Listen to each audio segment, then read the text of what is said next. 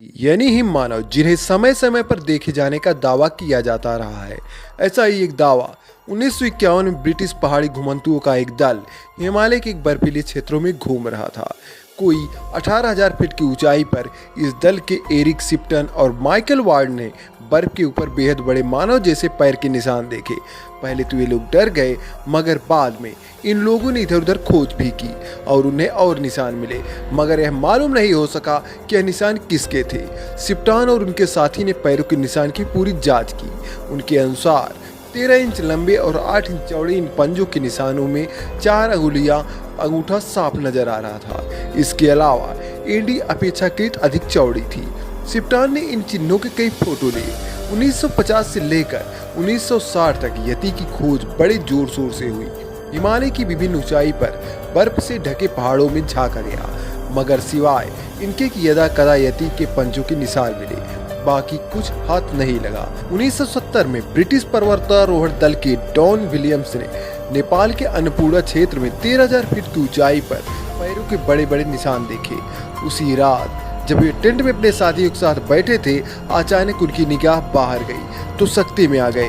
बाहर एक लंगूर जैसा दैत्याकार जीव मानव की तरह खड़ा हुआ था। जब तक वे उसे अपने कैमरों में कैद कर लेते, तब तक वह गायब हो चुका था। अगर सोचा जाए कि यह प्राणी डरपोक है जो मानव के डर से भाग खड़ा होता है, तो बिल्कुल गलत है। 1974 की जुलाई में एवरेस्ट गांव में एक घटना ऐसी ही सामने आई, जब हिम मानव यति ने एक शेरपा लड़की पर हमला कर दिया। लेकाहाका डोमानी नाम की यह शेरपा कन्या पहाड़ी चारागाह में याक चरा रही थी। तभी उसे ऐसी आवाज सुनाई दी मानो किसी बूढ़े के गले में कप भर आया हो। जब उसने पीछे मुड़कर देखा तो उसकी चीख निकल गई।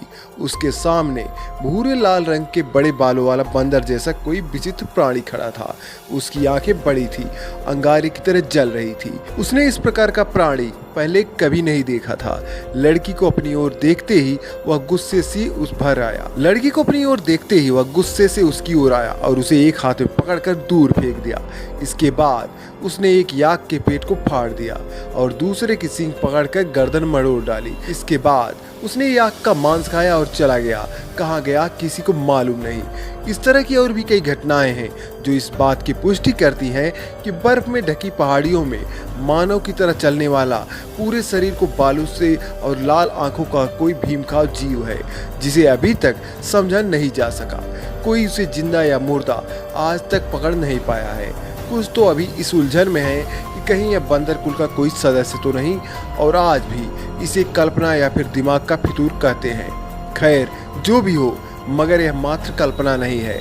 अगर देखने वालों पर भी विश्वास न किया जाए, विभिन्न लोगों द्वारा अलग अलग समय पर पद चिन्ह देखना इस बात की गवाही देते हैं कि कोई भीमकाय जीव अवश्य है।